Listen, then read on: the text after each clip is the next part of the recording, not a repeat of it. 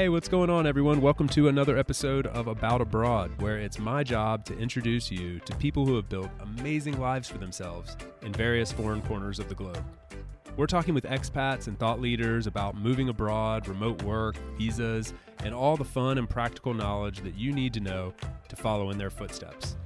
If you've ever dreamed of making a life for yourself overseas, maybe working remotely or embracing long-term travel, retiring or studying abroad, or even just taking a peek inside life beyond your borders, you've landed in the right place. This episode is brought to you by my friends over at My Expat Taxes. For my fellow Americans out there, we all know tax season is upon us, and for anyone who's ever had the pleasure of dealing with multiple tax agencies in multiple countries, you know this can be a challenging experience. That's why when it comes to dealing with anything tax-related abroad, I always recommend hiring a pro to help you navigate this unknown space. In my experience, this not only saves you time and spares you from the unnecessary headaches, it also has literally saved me thousands of dollars in taxes over the years. So I am super excited to introduce you to My Expat Taxes, a true pro in this space that focuses 100% on U.S. expat taxes. Whether you're filing for 2023, catching up on back taxes, predicting a future tax obligation for a future move abroad, or just looking for some guidance, My Expat Taxes has your back with speedy and affordable online filing options and real human accountants to assist you as needed. Join the more than 16,000 other Americans living abroad who have used their services by visiting myexpattaxes.com via the link in the show notes. My guest today is my new friend Bal Sieber, and for all my creative minds out there, I think you're going to enjoy his story. Bal is one of those unique individuals that managed to turn his creative passion into a self-employed, location-independent business that allows him to travel the world, live his adventurous lifestyle that he wanted to, and still fulfill his professional needs. His work as a UX designer has been featured in places like Forbes, The Washington Post, Fast Company, and Entrepreneur Magazine, just to name a few. And he's also worked alongside brands like Nokia, Disney, and Toyota. So certainly fulfilling his professional needs, but more importantly, he designed the life that he wanted to, where he's free from the desk, free from being stuck to a calendar and in endless meetings, and is still doing exactly what he loves to do while doing it from various places around the world. He's moved abroad and lived in places like Mexico and is currently, as of the day of this conversation, exploring places like Budapest and Albania before venturing to other countries around the world to explore his next home base. So a lot of things that we're into on this show all wrapped up into one, but the one thing I can say for sure is that he is living and breathing his dream, and location independence was a core part of that. So I love chatting with Bal, and I think you will as well. Please help me in welcoming him to About Abroad. Man, it's so good to finally meet you, and I'm genuinely happy about this conversation because when I first started recording About Abroad, I intentionally went out of my way to find people that I didn't know, or that I kind of followed them from a distance, or I was aware of their work, but I didn't know them personally, so I didn't have real in-depth details on what's going on in their life. And I feel like over the years, that's changed a little bit to where a lot of times I know a lot about the person, or we've actually met before. I have a lot more context. But in this case, it's getting back to my roots a little bit. We've never met before. We've never had a face-to-face conversation. And here I have Bal on the podcast finally. And I'm super curious to hear about what's going on in your life. So first of all, just welcome and good to meet you, man. Thanks, buddy. Appreciate it. Likewise. Yeah, no, we're cut from the same cloth. I've been admiring your work from a distance as well. Well, this should be a lot of fun. And I would love to kick it off with just learning a little bit about where you are in the world right now. I know you're a bit of a traveler. I see the photos flying around on social media. You're in some pretty awesome places at a lot of different times. But where are you these days? I'm currently right now in Budapest, Hungary, which is low-key one of the most awesome cities, by the way. It's just kind of wasn't really on the radar, but it's a big metropolitan city with everything you could possibly want. And it's very European, meaning all the buildings, all of the vibes, all the energy. You definitely know that you're in, you're not in the United States, which is amazing. And I'm heading to Albania in about a week. I was in Lisbon, Portugal a month ago. I'm doing a little bit of a European tour right now. My girlfriend and I are slow traveling, just like 1 or 2 months in one place and then moving on, getting to know Europe. We spent a lot of time in Latin America. So now that I don't have time zone restrictions, I don't have as many meetings as I once had, I'm able to branch out and spend a little bit more time in Europe and hopefully going to make my way to Asia soon. How about you? Where are you located?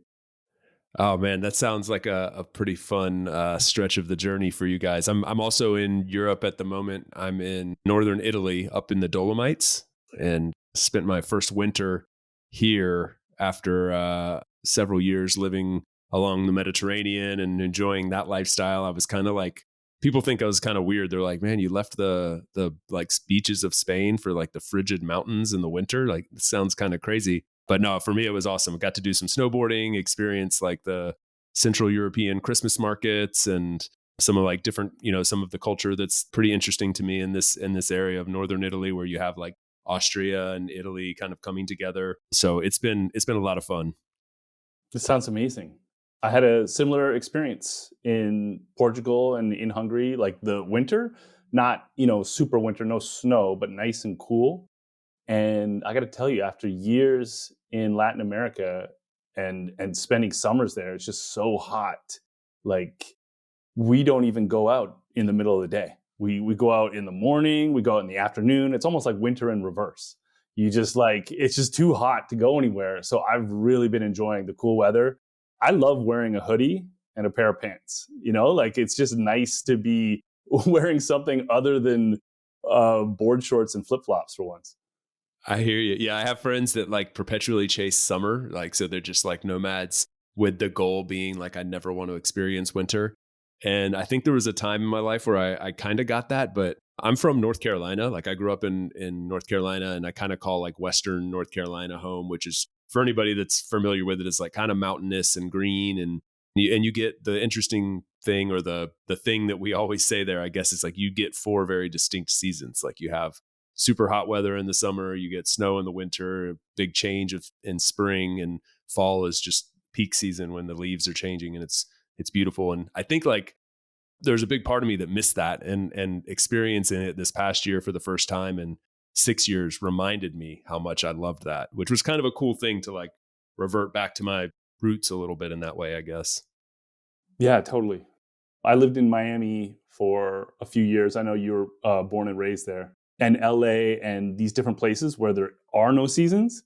And that's one of those things you don't think about. But I spent a couple of years in Denver, and I thought that Colorado just had the perfect kind of it's subtle, but you can definitely feel a change in the season. So it's not like a really, really cold winter or really, really hot summer. Everything's kind of mild.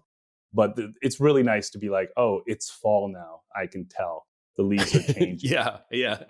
There's something really, really nice about that for sure. Well, I mean, you said this when we just kicked it off, like you've experienced now, you're experiencing Budapest now, which is just, as you said, an underrated, incredible city that's super vibrant and unique and somehow flies under the radar still in a lot of ways. But I think you've picked a nice spot to spend what you said, you're going to do like a month there. Yeah, I've been here for closing in on 2 months, heading Okay. to Albania in a week. And speaking of spring, like it's just a beautiful time to be here because you can see the trees are starting to perk up, leaves are growing. It just went from kind of cool to really warm actually over the course of just a few days, almost a week. It feels like it just shifted. And yeah, it's just beautiful seeing these trees blossom. It's lovely. I enjoy actually like checking the weather app in the morning, like it's kind of fun. It's like, what kind of day is it going to be? Yeah, man. Living in Valencia was such a funny thing. Like when so I moved from the US to Valencia, Spain and lived there for a little over 4 years. And like I got so used to like we didn't have a dryer, like so we had a washing machine, but it wasn't necessary to have a dryer because you just put your clothes outside and they are going to dry pretty quickly. And the other thing is like you never question whether or not you'll be able to do that. Like it just doesn't rain very often, so it doesn't cross your mind that it could rain, so you never check the weather app and you know like exactly what the temperature is going to be every single day and there's not going to be any rain. And so that became such a funny thing to me, like when I would go back home or when we moved to some other country where like you actually had to think about that. Like, oh, can we do the laundry today? Because it may rain. And the first time it rained all over our laundry in Germany, I was like, oh man, yeah, okay. Got to get back to reality here. Yeah, I think it's one of those like grass is greener on the other side. Whatever you're used to, you appreciate the other version. Like if you're used to having to check the weather all the time and constant variations, you probably are longing to not have to worry about that. And then vice versa. If every day is the same, you kind of miss the variety of like different weather temperatures. Yeah, totally true. And I think that grass is always greener thing is like ever present in the digital nomad, expat world. Like you're constantly changing yards, so to speak, and you're always like looking back like, should I have done that? Or like, yeah, but there's that other yard over there. And the dizziness of choice creeps in sometimes. Yeah, that's why I think there is a like slow travel is the way as a digital nomad. If you're in that zone where you are kind of traveling and curious, the digital nomads that move like week to week or every couple weeks, it's just too much. It's almost like they're addicted to the dopamine of the excitement of going to a new place. There was this study that said that people that are going on vacation, the time that they're most excited and happiest is not when they're actually on vacation. It's the days leading up to the vacation because they're looking forward to it.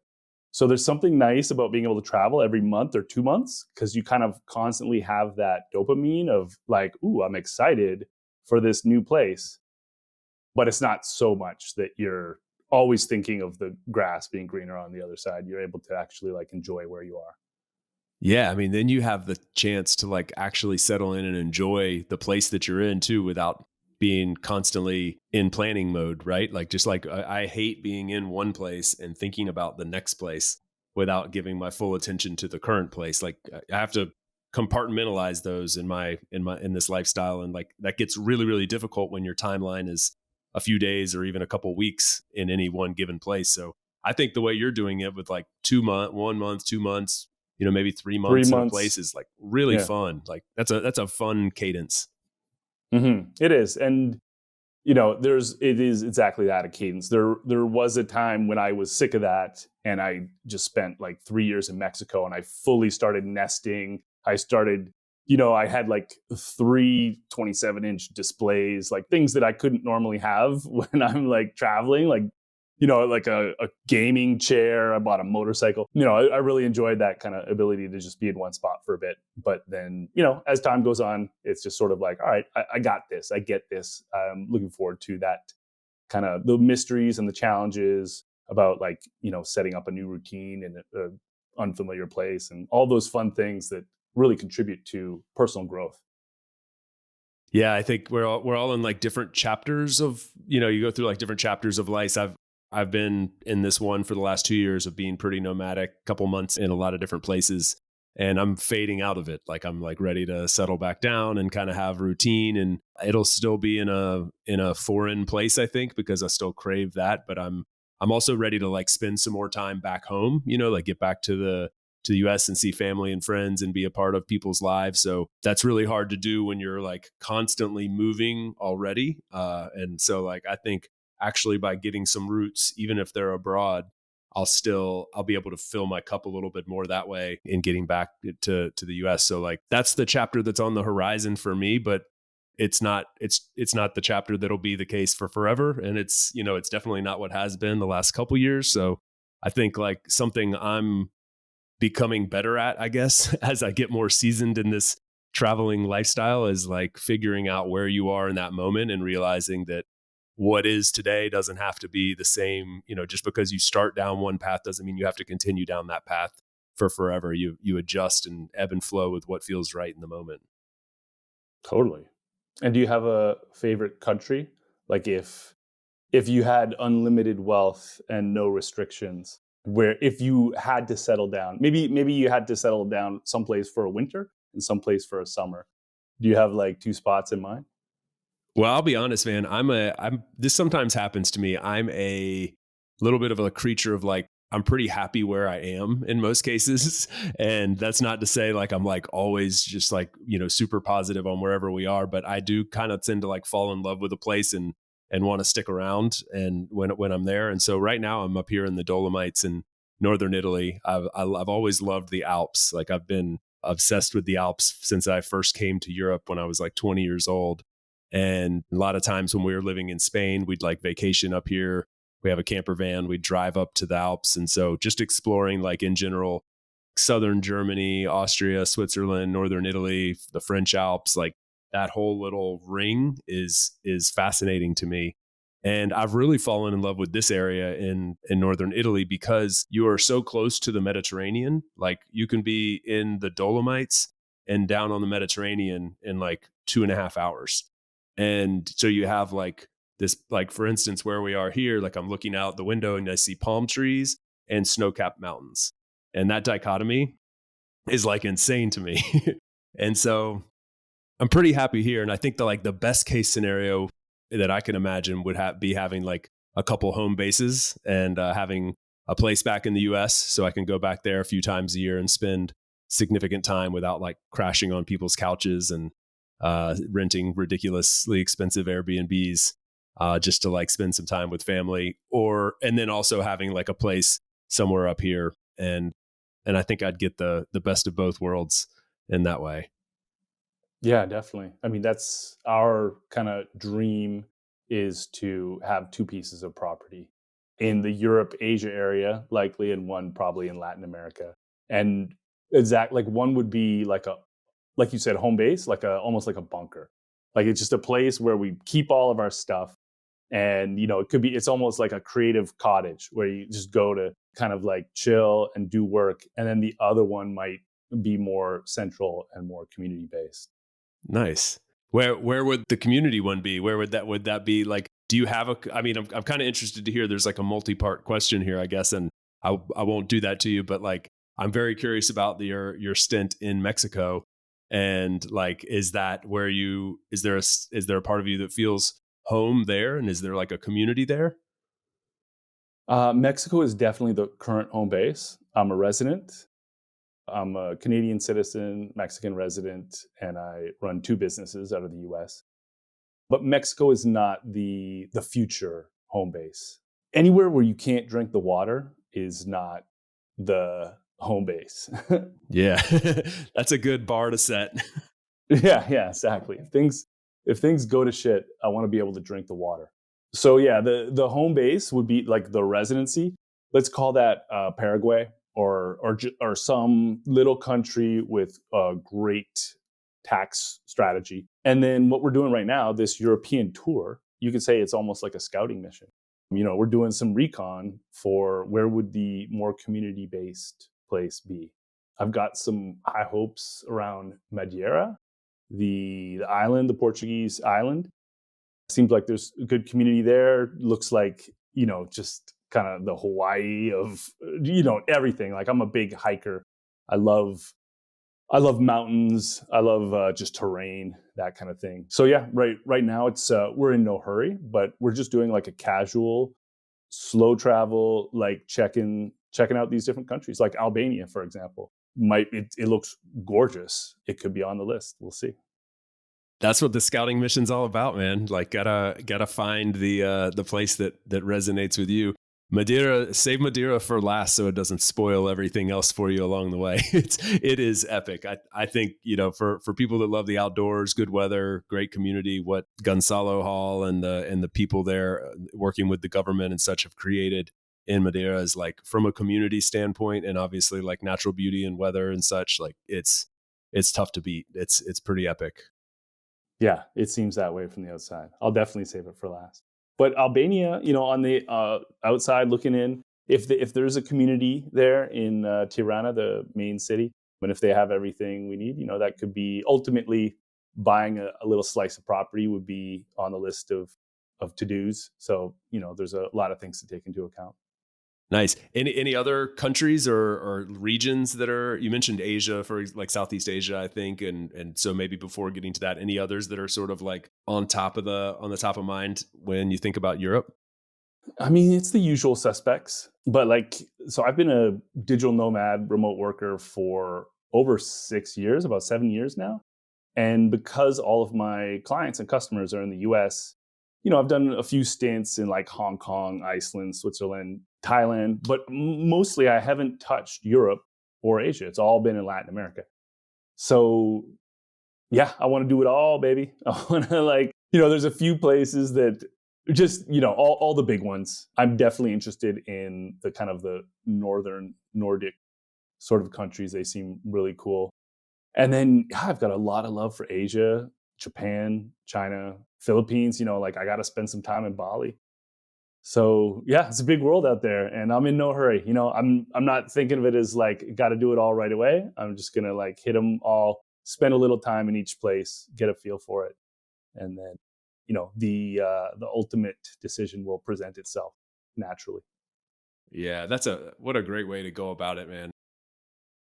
We'll be right back to the show after a quick break for a note from our sponsor. This episode is brought to you in partnership with my friends over at Lamont & Co. If you're planning a retreat, offsite, or group gathering of any kind this year, I highly suggest tapping into their extensive knowledge and experience to help you find the best possible venue for your event. I work with Kim, who has become my trusted advisor when it comes to planning any event around the world, and she's literally saved me hundreds of hours of work and has located venues I never would have found on my own. She even provides me with budget breakdowns and cost estimates for each location I'm interested in and negotiates contract terms on my behalf, all for free. If it sounds too good to be true, I thought the exact same thing at first, but I can assure you this is the real deal. Lamont is paid by the venues, not by you, so there's no cost, risk, or obligation here. So do yourself a favor and contact Lamont via the link in the show notes when you're planning your next group, retreat, offsite, or gathering. Before we dive back into the rest of the interview, I have a small favor to ask of the audience. If you are enjoying this episode and getting some value out of it, then please follow these very simple instructions. Step 1, pick up your phone. I'll give you a second. Step 2, leave a 5-star review for About Abroad. That's it. That's all I'm asking. It takes about 2 seconds. Of course, it is completely free to you, and it is the best possible way to support myself, the show, and everyone working on About Abroad behind the scenes. The funny thing is that there are thousands of people tuning into this show every single week, but we are very likely to only get a few reviews by industry standards, and reviews are the most impactful way that you can show support for the show. So if you have the time, please do so. And either way, I hope you enjoy the rest of this episode. It's been so interesting hosting this podcast and getting to meet people that have approached their move abroad. Like you already have moved abroad, right? Like you mentioned, you're from Canada, you have businesses in the US, you're a resident of Mexico. You spent lots of years living in Latin America and now traveling around. You've done a lot in this space already. And talking to people like yourself who are seasoned at this versus someone who's just getting started, and everything in between. People have their different approaches. Like some people just wing it completely. Some people pick a place and just fixate on it and just say, I'm going to go there. I've had other people write in and say, hey, I just want to go live in a place, there's all these digital nomad visas. Which one should I choose? I just want to go somewhere and live for a year. I don't really care where it is. I just want to go abroad. It's interesting. Everybody's got their own approach. Everybody's got their the things that are important to them, and I guess you just kind of have to figure out what's right for you when you're starting to step into that journey. Yeah, absolutely. And I think I probably went through that phase as well. When I first went remote, it was the kind of the classic origin story where I quit my job and became a freelancer and so on, because I'd been working for 15 years and never had more than 2 weeks vacation at a time. And I was just dying to actually travel. And I think at that point, it was I don't even care where I go. I just want to leave LA.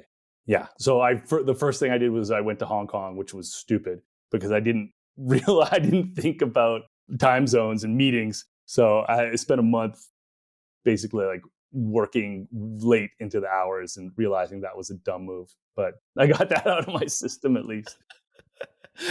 That's hilarious. To go from LA to Hong Kong, the two massive cities, and I'm just going to work harder actually from working abroad. Yeah.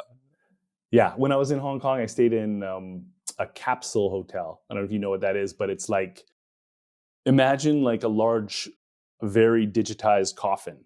It's basically you have this tube you could sit up in it, but that's it. It's just like a bed. And it was right in the middle of Kowloon, just one of those parts of Hong Kong that is like looks like it's from a movie where there's just a sea of humans. And yeah, that was a trip. It was actually a great experience, despite all of the follies. I got a lot of experience in that 1 month. That's for sure.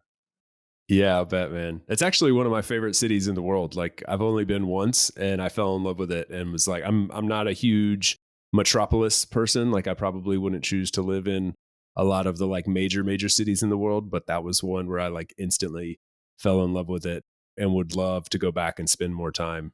Yeah, yeah, no, I think I'm in between. Like I like to be close enough to all of the basic needs, definitely supermarkets, parks, gyms, things like that. But I definitely don't need to be like right in the thick of the action anymore. I'm very content on the outskirts. Yeah, yeah. Well, that's the cool thing about. I mean, you and I. The thing that brought us together for this discussion is like we both have this very strong interest in helping people achieve location independence and live. You know, if you choose to live the type of lifestyle that you're living now or that I'm living now, like that's cool. But also, if it's just like maybe moving outside of the metropolis that you're forced to live in right now because you're chained to a desk or an office, like whatever the case is, like it's just about providing people with more optionality, more flexibility. And, I think it's all centered around location independence for both of us. So, I would love to hear, I happen to know a little bit about that from your personal story, but I would love to hear you kind of describe like your journey with that, because now it's a core part of your business as far as I can tell, and I think it's a core part of your identity in a lot of ways from as far as I can tell. So I would love to hear like your take on location independence, what it's meant to you, and sort of your journey with it up to this point. Yeah, absolutely, dude. And there's levels to this game. Like when I first went remote, it was, kind of the classic thing where I read the 4 Hour Work Week and I was just like, okay, I need to, I've been kind of climbing up the corporate ladder for years and years, had a nice title, had a nice job, big company. But with that comes a lot of responsibility, a lot of hours, and I was just kind of miserable. So I took the plunge. This is like 2015ish. Just I got a contract, like a 3-month contract. I'm a designer, UX designer, and just went for it. I think I had maybe like 30 grand in the bank, which is, not nothing, but not much to just sort of gamble when you had a, like a job and a steady paycheck your whole life. So yeah, I jumped into it, did okay, but I did have challenges getting clients. Like I think any freelancer, especially designer, creative person, I still had an employee mindset. I'd never had to like go out and like kill my own food. So I ended up in a kind of another, like a different version of the ball and chain, meaning I found this company. We did a contract together. It went very well. They're like, hey, why don't you just continue working with us? We'll keep the contract basis month to month, but you'll embed yourself into the company, kind of like an employer-employee relationship. And I was like, this is great. So they were cool with me traveling around. Now I had a steady paycheck, but I got to travel, which sounds awesome, right? I was pretty stoked at the time.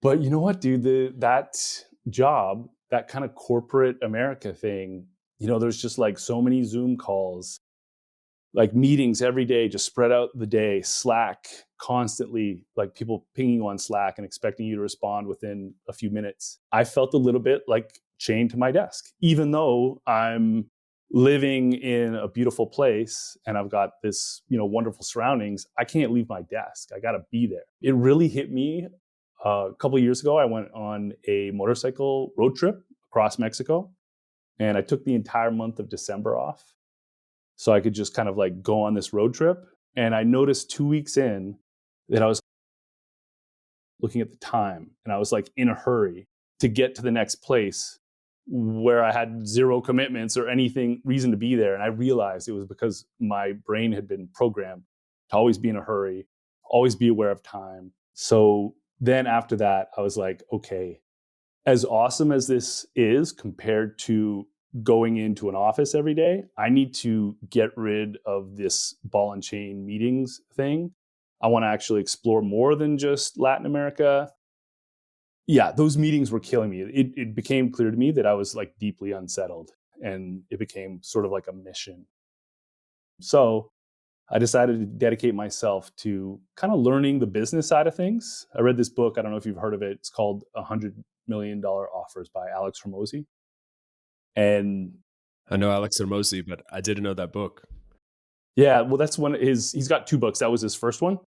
And it really just lays out kind of like how to bill your service in a way that instead of thinking of it as like, oh, I provide design services, I started thinking in terms of like, I provide solutions to people's problems. And, they pay me for that. It's just a total mental shift. So I just started eating up business books and just made it my business to like figure out how to make it easy to find clients and customers so that I could be in the driver's seat, really work for myself and kind of get out of that 9 to 5. Because even working remote, if you're in a 9 to 5 situation, it can just, at least for me, it just like wears on you. So that's where I am now. Kind of, I've finally gotten to a place where I get to like truly enjoy. I have like full freedom, once and for all, which is a wonderful, wonderful feeling. Man, that is an awesome story, because I think what it highlights for me is that like location independence is one thing, and I think a lot of us put a good bit of emphasis on that. I did as well when I did a similar thing. I quit my very nice cushy job that came with I wasn't even working in an office. I was still working remote, but I was not location independent, and so I had all my eggs in that basket. Like, I just got to get location independence. And over time, like once I truly obtained that, what I came to appreciate even more than the location independence was the time independence. Where I work now, like everyone works from wherever they want, but you also work like pretty much on your own time. Like, you just have your work, you just got to get it done. And you just, you do it when you can. We don't have many meetings. We like de-emphasize meetings completely. And so my calendar is like free for me to craft my perfect work day, my work week, and do it from wherever I want. And I now like truly appreciate that time that time flexibility more than I do the location flexibility. But married together, it's the best of both worlds. And so that's what I like hear from your story. Like, you obtained the location independence and you were happy, you realize like, okay, I've got some flexibility with where I can be, but that doesn't really matter so much if I don't have control over my watch. Yeah. And your energy, right? Like you said, being able to craft your day around your circadian rhythm, or, we all have different kind of zones where we work best. I personally have most energy probably between, I don't know, like 9 a.m. and noon. And then if I did have any meetings, I'd want them to be clustered together in the afternoon. So yeah, that sounds awesome. What you have going on sounds great. Like, it's just so important to be able to craft your ideal workday. Of course, it requires that your employer trust you, and that you have to have like kind of an entrepreneur mindset. But yeah, that's ideal. Yeah, but you've managed to take it one step further, and I think like a lot of your following really admires this about your work and what you've done. And you sort of referenced this in the first part of your story, where you kind of broke that chain between you and the employer. Like, you, even when you were working on a contract basis, you still felt like that the draw to kind of become a de facto employee again was there, and figuring out how to kind of disassociate from that and become your own boss and do things more on your terms is a really scary step for a lot of people. Like, I think we're kind of taught to be really good employees, like through school. People listening to this are coming from all over the world, so not necessarily all grew up in the same system, but a lot of us were brought up to be like really good employees, and you learn how to do things where you become a good employee. But like becoming your own self-employed person, and then all the things that come with that, like learning how to be a team of one, but doing many different things, and learning how to manage your time and set your priorities and hold yourself accountable. Like, this can be really challenging. So did you struggle with that transition? 100%, dude. I mean, I would say that is the biggest challenge, especially for creative people, writers, designers, video editors, like anyone that's just a creative person. They like to focus on the craft, right? So becoming like a salesperson, that was probably the biggest shift for me. Like, thinking in terms of like, okay, let's pretend that my service is like a bottle of Coca-Cola. Like, let me sell it, like Coca-Cola claims happiness in a bottle. Happiness in a bottle? Like, does anyone ever return a Coke, say like, oh, it didn't make me happy enough? No. So like that whole kind of like, be a salesperson, just like promise the moon and then over deliver. Like if you promise as much as you can, if you think about what your customer wants, what do they want? Do they want design? No, they want an increase in sales, right? So you think about how your design service can help them get that, and pitch a process to get that for them, and make bold claims like, I can help increase your sales by 25%. And then if you can get even close to that, they'll be thrilled. So that shift, like something simple like that, is sort of like the business acumen that I certainly did not come up with. Like, I did not grow up with that mental mindset at all.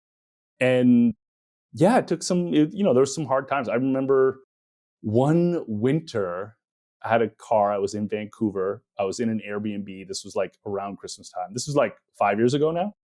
And I had finished a contract. I didn't have any prospects on the horizon. And it was like December, which in the kind of advertising industry is the slowest month of the year. And I was down to, I can't remember what, but it was like $1,500 in my bank account, like really, really low. And I was planning, like, what am I going to do? Like, am I going to live in my car? Like, what's going to happen? Like, it was pretty scary. I did ultimately end up getting a contract and everything worked out, but like that was, kind of close, right? Like that's not something that, it was a good experience. Let me put it that way. Definitely not comfortable, but a good reality check. So yeah, I've definitely had my struggles, and, I'm still learning more all the time. But the point is I don't just think of myself as a designer anymore. I think of myself as a business person. Like, I'm running a business. I have a product. I sell that product. What is that? What is that product? Like, how do you define that to someone who's maybe brand new? When you say like, I'm a UX designer, like that's one thing. Some people listening may not know what that is. So maybe we can define that for them. But then also, like, when you talk to a prospective client or prospective student, like, how do you verbalize what it is that you do and offer? Yeah. So it's unique to everyone. And UX design is user experience design. It just means interface design, right? It's the interface that you interact with. So for me, my specialty is enterprise B2B SaaS, software as a service. It's not the cool, sexy stuff that you download in the App Store. It's the big behind the scenes stuff that runs companies. So, but to answer your question, like, you want to think of yourself as a product, as a can of Coke. So it's all about selling your process, right? So let's just say you were a young designer. I'll just use an easy one, like landing page design. It's a very common one. So you would want to find a niche market, like say you want to focus on retail. You want to focus on people that sell maybe supplements, and you're going to optimize their product pages. So you would come up with a proprietary process that where you audit the page, you make adjustments, and in doing so, they'll get, an increase in conversions. So it's basically like your process to get that outcome. So your focus, it's design, but you're not selling design. You're selling your process that you're going to implement. And it's almost like a thing. The idea is you want to make it as close to buying something off Amazon, right? Like if I have a dirty house and I want to clean my house, and I go on Amazon and I search like household cleaners, it'll give me, something to clean the floor with. And then maybe I'll find a bundle. It'll be like, here's some dishwasher cleaner, here's some floor cleaner, here's a mop, here's a big bundle. Buy that and save some money instead of buying all of it separately. So that's kind of what you want to do as a designer. You're like, here, I can help you with this. Buy the bundle, which is the process, and I guarantee you'll get this result, and it'll take this much time. So that it's, to the customer, it's almost like, oh, all I got to do is click buy. Right? This person is guaranteeing that this is what I'm going to get. So easy peasy. It's all about like removing objections and removing friction so that they feel comfortable buying from you. Nice. Yeah. The reason I asked you to describe it is because this, like the origin story of About Abroad was really trying to help people like see opportunities to build this life abroad, however they choose to do that. And remote work facilitates a lot of that. We talk about it a lot on this show. And there's a lot of, like, these days, I mean, compared to 5 years ago, pre-pandemic particularly, like, there are so many jobs available that can be done remotely. You're living and breathing that, like, and so I think it's just really cool to like highlight for people, like someone may be listening to this, like particularly some younger people or somebody who hasn't had the opportunity to work in the SaaS space that you and I have, like, might not even know this is a thing that you could do. You may have a real interest in it and might not even realize that that's a possibility for you. So there's so many jobs that can be done remotely and that can help you unlock that location independence. And if you're entrepreneurial, like you can do as, Bal's done here, and like actually create a whole business offering around it with like multiple streams of income and truly be your own boss and live wherever you want in the world. Like, there's that the opportunities associated with this are just like so awesome. And I think just have to be like highlighted sometimes. Yeah. And you know what has been just a wonderful, absolute pleasure lately is the Apple Vision Pro. I picked that up a couple months back when it came out. And one of the downsides of working remote and traveling is you don't get to have that like awesome workstation that most of us kind of knowledge workers and creative people, we love having like the most epic office, like creating our dream office. And unfortunately, when you travel, it's all about minimalism. You don't get to do that. Dude, I'm telling you, I picked up the Apple Vision Pro and it is everything that you think it would be. Like you've got your MacBook and suddenly it's like a 40-inch 4K screen and you can have like 8 screens and you can create your own environment. Like you could work in a closet and feel like you're, you've got the most epic office. That is really, I would say, like if you can afford it, because I know it's a little bit expensive, that is like almost like a remote work hack right there. That's an awesome hack to highlight. And I think it's one of the cool things about the where we are right now in the evolution of remote work and talking about people who can just, literally live and work wherever they want in the world.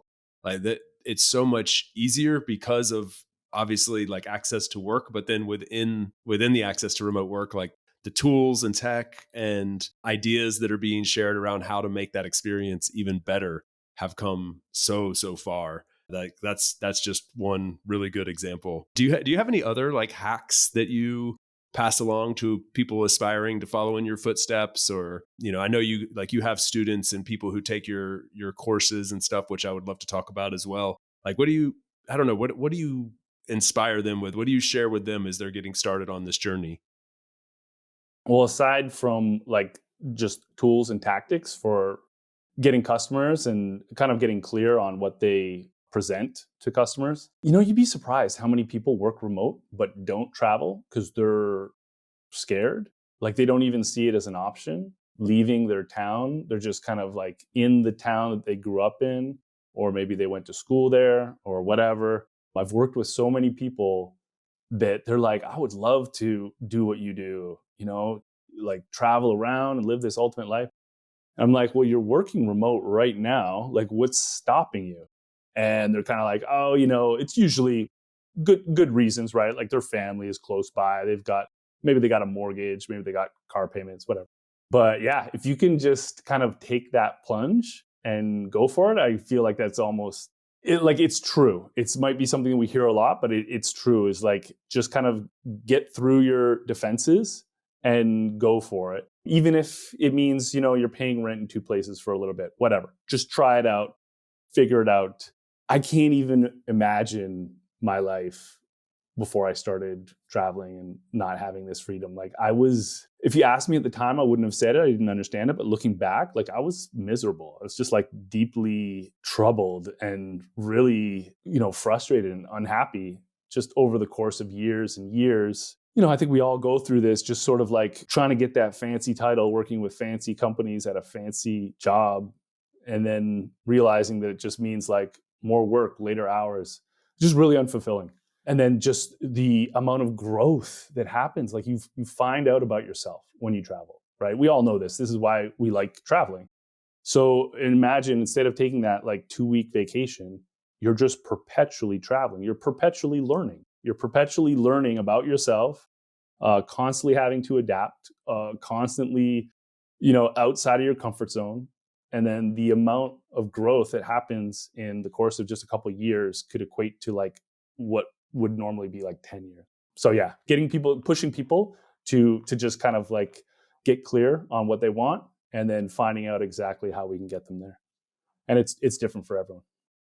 Yeah, it is, man. We all like we've touched on this a lot actually throughout our very brief conversation actually. Like, it's everybody's on their own journey, and the cool thing is that these days there's a lot of different paths that can lead you to that goal. If that goal is to live a lifestyle similar to what you're doing, and to have more than the 2 weeks of vacation per year, and become a little bit more in control over your time and where you call home, like there's so many different ways to get there now. And I know a lot of people, as you alluded to there, like the big thing that they need is just like the push or the confidence to believe that they can actually achieve that, even if they're equipped with all the skills and opportunities, even if they're right in front of them. Like sometimes there's just a lack of confidence, or a feeling that it's beyond my capabilities to go down that path. And so, yeah, I also like, I kind of want to echo you there, like to encourage anyone that is listening and that is curious. Like I always feel like if you have that itch, you owe it to yourself to scratch it. Limiting beliefs are the kind of thing, like that's probably what's holding you back more than anything else at this point. Dude, I'm interested a little bit in your job. What's head of remote at Doist? Like what are you doing? Yeah. Yeah, so my job is basically, we're a fully remote company, so we're like 100 people in 35 countries, and we have people scattered around every time zone in the world. So we never had an office before. We've never hired based on location. We're all coming from a lot of different places in terms of like how we communicate. We all use English as a language, but I mean, the way you communicate goes far beyond language, obviously. So like just figuring out how to make that work is part of my job. Fortunately, I mean, Doist has been a remote first company since day one, going back like 15 years. So a lot of the infrastructure is already there. And I sometimes joke that like I've got the easiest job in the world because it is already a well-oiled machine. But in another way, it's kind of like the hardest job in the world to make a well-oiled machine much more well-oiled. So that's kind of what I'm charged with, is like making the whole remote first thing work and figuring out how we can up level our approach to remote. It's a core part of the company DNA. Like being remote is like a big part of our brand. It's a big part of our like infrastructure and operations and everything that we do. So we felt like it was important enough to have somebody focused on optimizing that, especially through the pandemic. I think that was a big thing. Like all of a sudden we went from being one of the few remote first teams in the world to being like one of many.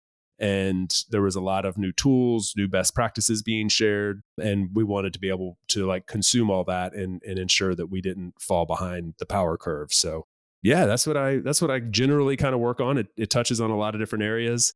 It's a lot of fun. I get to interact with people all around the world and learn from some of the best in terms of like who's making remote work at a really high level. But yeah, so it's been a lot of fun. I've enjoyed it, and we'll see what the next step is. But for now, it's been fun. How do you get around meetings? Like as I've worked with larger organizations that are completely remote, there's we never figured out how to not have just a lot of meetings, and it almost seemed to me, this could just be in my head, but I remember when I used to work at an agency in person, I actually wanted to be in more meetings because I was just like sitting at my desk all day, like just sitting there, and I'd be like, oh, I wouldn't mind being in a few meetings here and there, it's a chance to get up and so on. But like working remote, it's just like the only meetings I want to be in are small ones, small collaborative meetings. So like the daily stand-ups or those big meetings where I was a manager. So like, just a lot of meetings where you just need to be there to stay up to date or maybe answer a question. And it almost would seem like culture was for at least the people that aren't producing, like they don't have work that they can point to, meetings become their work. And it's just a weird It's the only downside I can think of to remote work. How have you kind of navigated that challenge? Yeah, I mean, I think you hit the nail on the head. Like, this is like one of the big challenges with remote work because I believe a lot of companies were armed with Zoom accounts suddenly during the pandemic. And it was like, oh, well, we just move our office to Zoom. And like now we just do meetings all day. And we were already sort of a meeting heavy culture at work in general. So that just got like exasperated. At Doist, we kind of flip the paradigm upside down and say like meetings are a last resort. So our first inclination is to do everything asynchronously in a written form. But like that means, regardless of where I am in the world and what time zone I'm in and whatever project I'm working on with other teammates, like if we're doing everything in the written form in our chat tool, which is called Twist, then it doesn't really matter where we are. We don't have to sync up for meetings. And so we basically like push everything to written and asynchronous. And then like if we need to, we'll circle back to a meeting, but it's got to be a really good reason to do so. So on average, like our teammates have about 2 hours of meetings per week, which is like super low. Like I read somewhere that the average, like in a competitive or a comparative industry and like comparative company, the average would be about 16 to 18 hours, which is wild when you think about that. That's like 35 to 45% of your work week is just spent like in a meeting. It's nuts. At least if your job is to produce work. If you're just pure management, then I suppose it could make sense. But Yeah.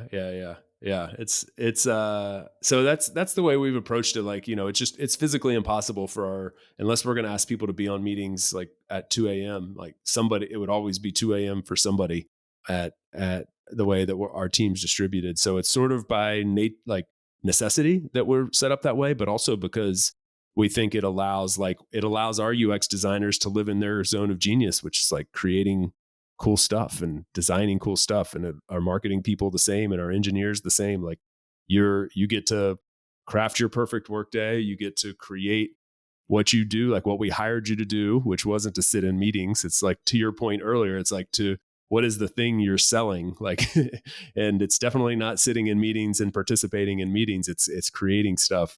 And so we want people to be like, we want them to have their schedule open to do that. And it requires some meetings, like I said, about 2 hours per week, but certainly not 18 hours. sounds like you're good at your job. Well, I mean, it's part of like what, we were talking about earlier, like to live the type of lifestyle that we do, where we're changing time zones frequently and moving around, moving locations. Like a huge benefit, a huge, key that unlocks that is having the ability to own your schedule. And so for me, that's like, it's on a personal level, it's very important. And because of that, I care about it on like an organizational level too, I guess. Yeah, that's awesome. Nice. I mean, as someone who now isn't part of an organization, kind of is direct to client, something that's interesting is I consider myself like a pretty disciplined person. But, when you don't have any meetings or deadlines or commitments, I had to come up with different rituals to ensure that I remain productive, because I am susceptible to go down rabbit holes or like find myself doing busy work, especially when I got the Vision Pro, if we're being honest. Suddenly I could have like 8 screens, and I was like, why don't I watch 2 movies at once while I work? Sure. Let's see how that works out. But yeah, so like I've had to come up with certain rules. Like the moment I get on my computer, I get right into my hardest task. I don't think about it. I don't like stop on YouTube for a moment first. I don't do anything like that. And putting those kind of like rules in place has been pretty helpful and healthy. So even at this stage of my career, I've noticed that I can get off track if I don't manage myself.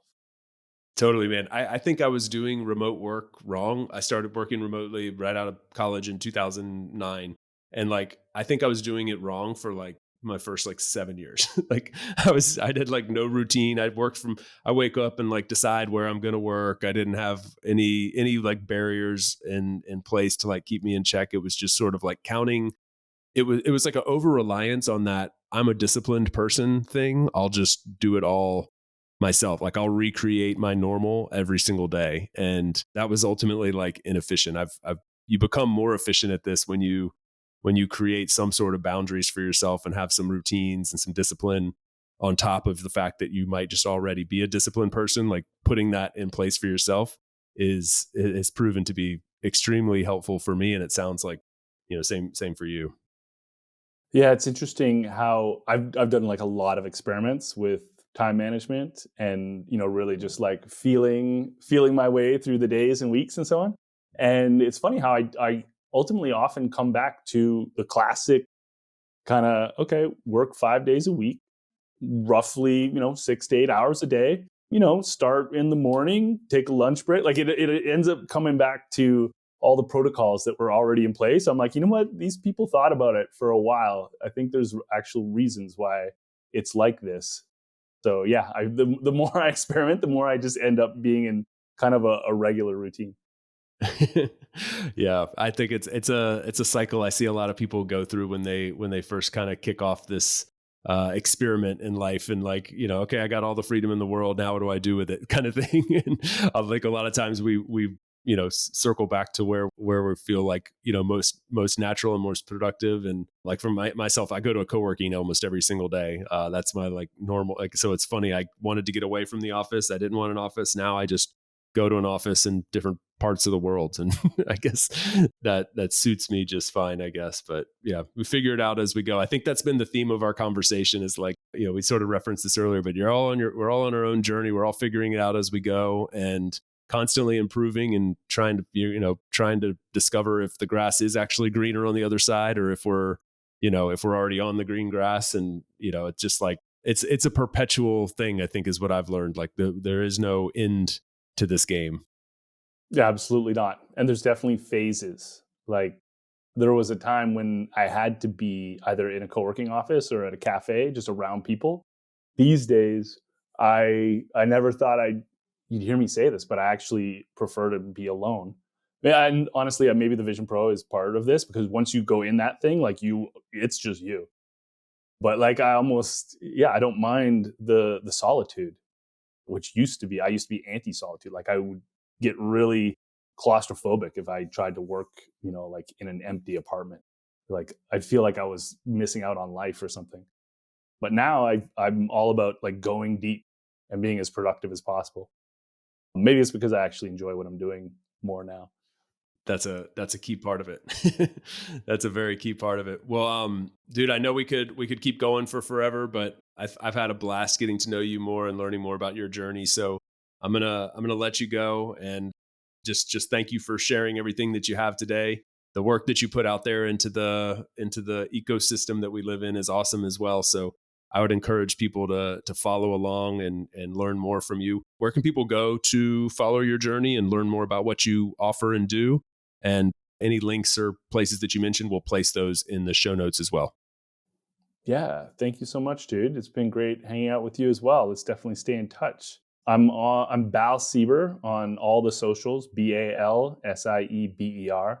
I'm probably most active on Instagram if you want to see like behind the scenes. And then the website is thedesignermba.com. Thedesignermba.com. And the course is around teaching designers. I focus on UX designers because I'm a UX designer and I make claims that I can help get them to 22 grand a month. That's because that's what I've done. But in reality, any creative person can use these systems, and it's nothing crazy. It's basically just taking all of the most current sales strategies and applying them to a design service or a creative service. So yeah, the course is free for now because it's new and I'm testing it and I'm getting feedback, but it'll cost something in the future. That's at designermba.com. Man, I can tell you what being married to a creative and being surrounded by a lot of creatives who have converted their passion for creativity into their business. It's such a valuable set of skills that you're teaching. I've looked through your course, and it's so valuable because that is the hard jump to make, is like converting that passion into something that you can actually sell.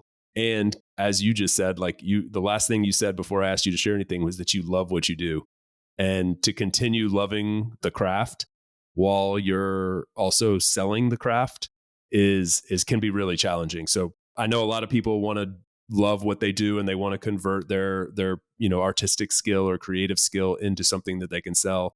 You have to invest in learning how to do that, in my opinion. So it's very cool that you're doing it, and you're doing it at a really high level. And so anyway, just kudos to you for seeing that and bridging that gap. I think that's awesome. Yeah, thanks, buddy. I appreciate it. Yeah, the key there is being able to choose your clients. I think if you have to work for someone else, or you aren't confident enough to get the types of clients that have good projects for you, it doesn't matter how much you love your work, you're going to end up disliking it. So the key there is getting those skills and getting that confidence to go for the absolute perfect clients and projects for you. Great advice, man. Well, thank you again, Bal. Wish you safe travels. Enjoy Albania and the rest of your time there in Budapest. And then, wherever the road takes you from there, it sounds like you've got a fun handful of months ahead of you at least. So wishing you the best on the road, and hopefully we can cross paths somewhere in person as well. Absolutely, dude. I'll hit you up if I roll through the Dolomites. Sounds great. It sounds good, man. All right. Talk to you soon. Later, bud. Thanks for tuning in today from wherever you are in the world. Once again, I'm Chase, and this has been another episode of About Abroad. For those of you wondering how you can best support the show, I have made it super simple for you. Just go over to the show notes of the episode that you just finished listening to and click on one of the two following links. aboutabroad.com/newsletter to get our monthly newsletter, no spam, guaranteed, or ratethispodcast.com/aboutabroad, where you can quickly and easily leave a review for the show.